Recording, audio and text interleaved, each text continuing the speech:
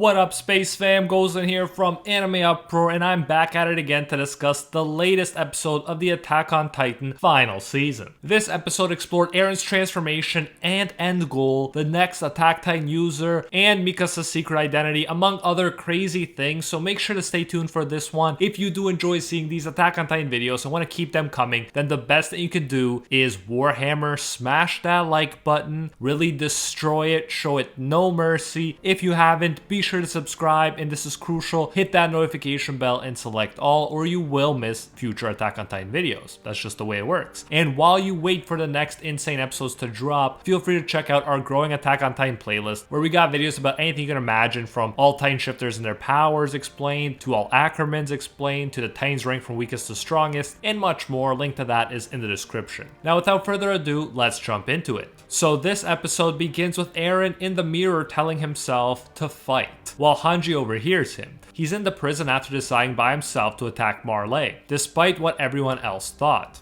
Hanji asks, what does this mean, why is he talking to himself, and what's he fighting? Obviously, we can't know for sure, but we can assume things. One theory is that Eren is not completely in control of himself right now. As we saw with Reiner, you can have a split personality within one person, but with Eren, he's inherited 3 Titan powers at this point, and likely many of the memories of their past users. No one's ever had so many Titan powers in them since the series started, so there's no telling how much of a psychological impact this can have on someone. I've also always had a theory that the Attack Titan specifically has its own will, because we are told it always moves forward seeking freedom, no matter what. Whatever the case, as Hanji points out, Eren is looking a bit crazy here, talking to himself, and probably just trying to pump himself up to do what's important and stay on track, despite the fact that Sasha died, and that many more will probably die before he's completed his mission. Who's Eren fighting? Possibly himself. More likely the Marleyans and everyone else who's trying to eradicate the Eldians on the island, who are his closest friends in all of the world. Mainly, as was the case in Attack on Titan before, fighting is associated with fighting for survival. Like when he told Mikasa, you need to fight to win, and if you don't win, you die. This led her to killing the kidnapper who was about to kill Eren. Fighting meant killing the kidnappers, but it also meant saving their own lives. My guess is this fight mantra he's telling himself is also reminding him that he needs to fight for his survival and for the survival of his people like Mikasa and Armin. Hanji has some funny moments here, saying that Eren's hair is cool and calling him a pervert after he points out that they have no power. He can use the Warhammer Titan power to get out of prison anytime, and they can't kill him because they need the Founding Titan power. The whole imprisonment is a charade, and Hanji can only joke about everything, calling Eren a pervert in his rebellious phase rather than admitting that he's right. Eren has all the leverage here, it seems like, and Hanji deeply questions Erwin's decision to leave her in charge. Hanji also mentioned that she never thought Eren would sacrifice Historia, by which she means that by agreeing to go along with Zeke's plan, it means that Historia will have to inherit the Beast Titan power, since she's the only one with royal blood, and she'll have to have as many kids as possible before she dies, so there are more royal-blooded users in the future. As we later figure out, Historia didn't get into a relationship because of love, but out of necessity she picked a man to have children with. We'll touch upon this again later, but it's a big deal because Eren has always tried to protect Historia. Remember, he never admitted the truth about his Founding Titan awakening when he touched a royal-blooded Titan because he was scared about what the military would do to Historia. Later in this episode, in a flashback, he even said screw Zeke's plan if it meant Historia breeding like cattle. But I think it will all make sense in the end. I don't think he forgot about Historia and those closest to him at all, even if he is keeping them at arm's length right now. We find out that Levi kept Yelena and Eren from really working together. Clearly the military is careful about Eren getting too close to Zeke and his people, and that's obvious after they took Zeke to the Titan Forest. But one of the biggest reveals was that Mikasa is actually Hizuru royalty. Hizuru is pretty much the Japan of the Attack on Titan world, and their current representative is Kiyomi. Both Mikasa and Kiyomi are part of the Azumabito family, the ruling family of the nation. We see Mikasa reveal the tattooed symbol of the family, the 3 swords that look like the Apple App Store logo that she had on her arm the whole time. It's a bit weird that she kept it hidden this whole time, especially since she'd have to remove the bandage every time she showered and put it back on and field questions if anyone saw it, but her mother told her to keep it a secret, and we must assume that she was very disciplined in doing that. that. Eren did know about it, another sign of how special he is to Mikasa, that she would keep no secret from him no matter how important, even though he's been keeping her completely in the dark about his plans and motives recently. Although it would be nice to believe that the Hizuru nation wants to help the Eldians because it's the right thing to do and because Mikasa is one of their own, but the truth is they want the resources on the island, namely the Iceburst Stone, which is very important in the age of modernization. It will mean money and military might for them, and of course they want to restore Hizuru to its former glory first and foremost, not just altruistically help the Eldians just because they had a connection in the past. You have a moment where Kiyomi is very much revealed to be a money grubber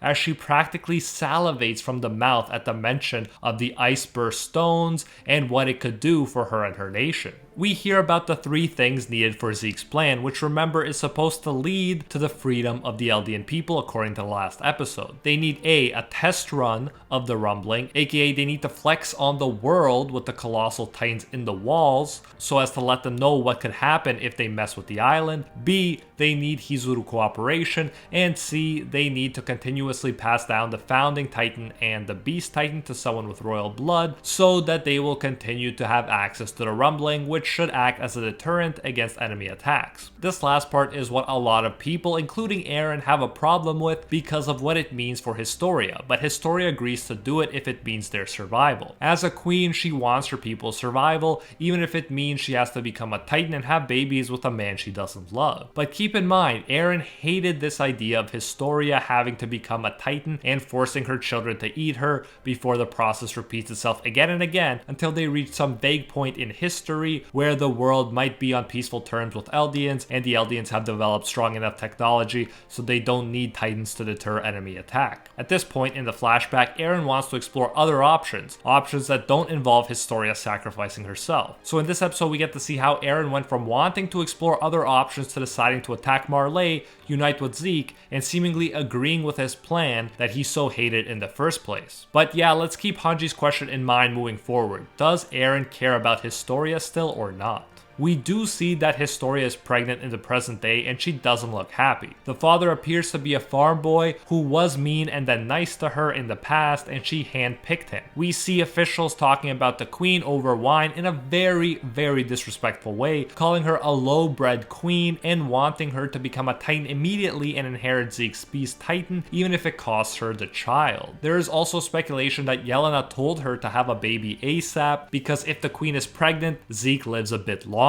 This explains why they didn't immediately let Historia eat Zeke, because if she loses the baby and anything happens to her, their ability to use the rumbling and their future is gone. The question is Eren going to be able to find a way to prevent Historia and her children from having to go through the torture of becoming titans? That remains to be seen until Historia actually eats Zeke. There is a Nicolo in the basement moment where there's a focus being placed on the wine he's giving. This scene seems random AF, so for anime only watchers, feel free to let me know your theories on the significance of this scene in the comments. We then again jump to a flashback where our crew, including a less jaded Eren, is working on a railway. There are some highlights here like how people are grasping for straws on how to avoid the rumbling and how to save Historia, even though it doesn't seem likely, and how Levi is a bit peeved that even Connie has gotten so much taller than him. That was a pretty hilarious touch in the middle of the usual darkness. Then here's the kicker. They can't turn to Hizuru. Hizuru wants to monopolize the island's resources themselves, so they're not going to help them create peaceful ties and trading relationships with other places. Greed has messed up their plans. It's also mentioned that the world thinks the island is the root of all evil, and that belief helps to unite all nations and bring stability to the world. I think that's an important idea to keep in mind. Like Lelouch took on the world in Code Geass and made everyone think that he was the bad guy so they'd unite in their hate for him, it's possible by attacking Marley, Eren wanted to begin a narrative that he's the root of all evil, not the island, and so he can take pressure off of his friends. We'll see, but this line suggests that nations constantly need some root of evil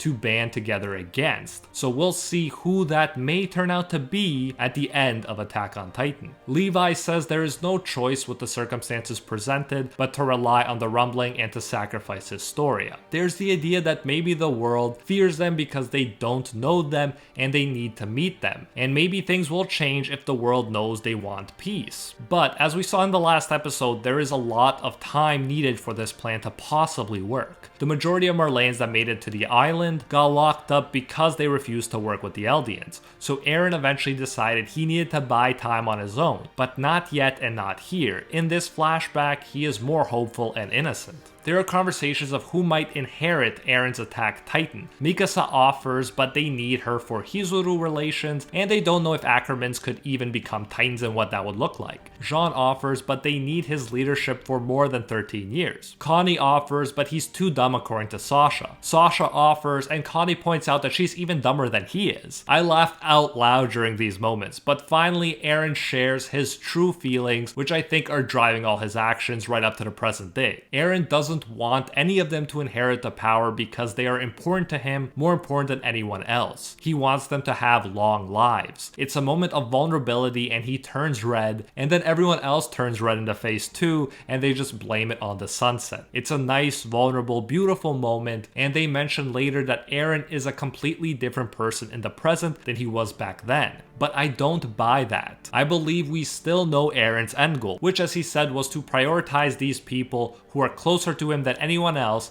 and to ensure that they live long lives as best as possible. I believe he wants to find a way to save Historia and all of these guys from having to become Titans or dying, and that's exactly what he's trying to do right now. If that means he had to sacrifice Marleyan lives, then he's willing to do it. People are questioning Eren in the present day except Mikasa, and I really love her undying trust and support in Eren. But that may just be me. Everyone else doubts him while Mikasa still wears the scarf he gave her. They mention that only Eren and Zeke know what they spoke about and that Eren seems to be on board with Zeke's plan now. Eren in their view is siding with his half-brother over them. I really don't know why they think Eren is acting against them if he's working with Zeke. As far as they know, Zeke's plan can actually be what's best for them. Maybe there isn't trust in Zeke after what he did to so many of the Survey Corps members, but there should definitely be more trust in Eren in my view. Connie straight up mentions that they gotta be prepared to kill Eren. Again, WTF is that logic? For me, it's jumping the gun hardcore. As Mikasa says, Eren cares about them more than anyone, and that is why he's more hostile to anyone like the Marleyans who isn't them. In Mikasa's view, they should trust him more. He's acting like this because he cares too much. Two narratives are developing here. One from almost everyone besides Mikasa that says Eren has changed. He used to want them off the front lines and this time he dragged them into a dangerous battle, while Mikasa suggests that he did so because he trusted them. There's no mention that if Eren didn't do what he did, then there's a possibility that they would all have died and not just Sasha. But that's not how most see it. They mention how Sasha died because of Eren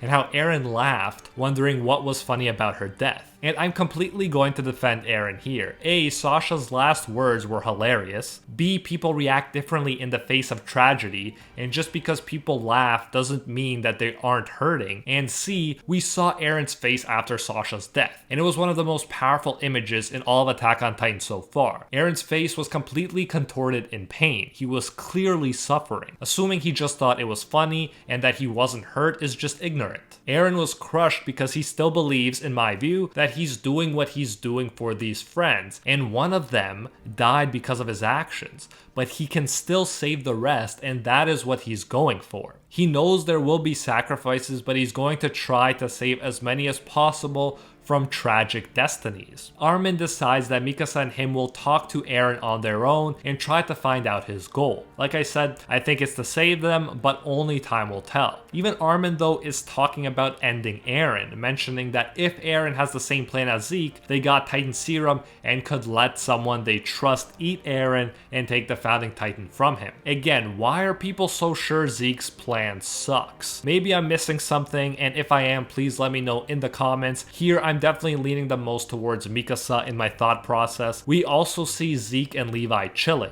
Men are drinking that juicy wine around them. Zeke is reading, which I can respect because I absolutely love my books. Not gonna lie, this is a pretty nice scene, although with Zeke and Levi in the same place, you can never know how long the peacefulness will last. Lastly, we figure out in the preview that Gabby and Falco escaped from prison, and what's this? They meet devils who are nice to them. Shocker. We can look forward to seeing if Gabby changes her mind about these island devils when she figures out that they are literally exactly like all the people back on the continent, and maybe the one she meets is even nicer than most of those. The title is called Deceiver. And that is it for this episode review. It was an amazing episode with so much information. We learned a lot, definitely about Eren's end goal, about Eren's transformation, and about just in general how everyone is feeling right now. Mikasa has always been best girl for me, and I think she's in the right here as well. But as I keep saying, only time will tell. Let me know your thoughts about the episode and where you think we're going from here. Let's start a conversation in the comments. If you do enjoy seeing these Attack on Titan episode reviews and want to keep them coming, then the best thing you could do is Warhammer, smash that like button, destroy it. If you haven't, be sure to subscribe, and this is crucial, hit that notification bell and select all, or you will miss future Attack on Titan videos. That's just the way it works. And while you wait for the next insane episode to drop, feel free to check out my growing Attack on Titan playlist, where we got videos about all the Titan shifters and their powers, all the Acromans and their powers, the Titans rank from weakest to strongest, and much more. Link to that is in the description. And I especially want to thank the Patron squad over on Patreon and here on YouTube who help make videos like this one possible. First and foremost, I want to thank the Patron of Legend, the one acknowledged by Lord Twigo himself, and the most donated champion of the world, Alpha Sigma. And are the 1-tier patrons, the ones who stand atop all clans, Ingrata, The World, Acquire Respect, Pate Hefa, Liam Thompson, Aljatal, Dr. Courtman, Johnny Boy Draws, Emperor Otaku, Spidey Life Tanel, Baked Buddhist, and Tungsten Tarkus. And our Pro Hero tier patrons, the one and only Gilgamesh, Steelers, Angel Cruz, Anatoly Kazatsky, Joe Stanton, Very Gucci, Jessica Kayla Fond, Rathuan Deora, Alicia Actor, Bonnie Parks, Hinokami and Water, The Red-Haired Raven, Joanne Garcia, Jack Watches Anime, Fatboy Games, Deadly Saint, Matthew Cruz,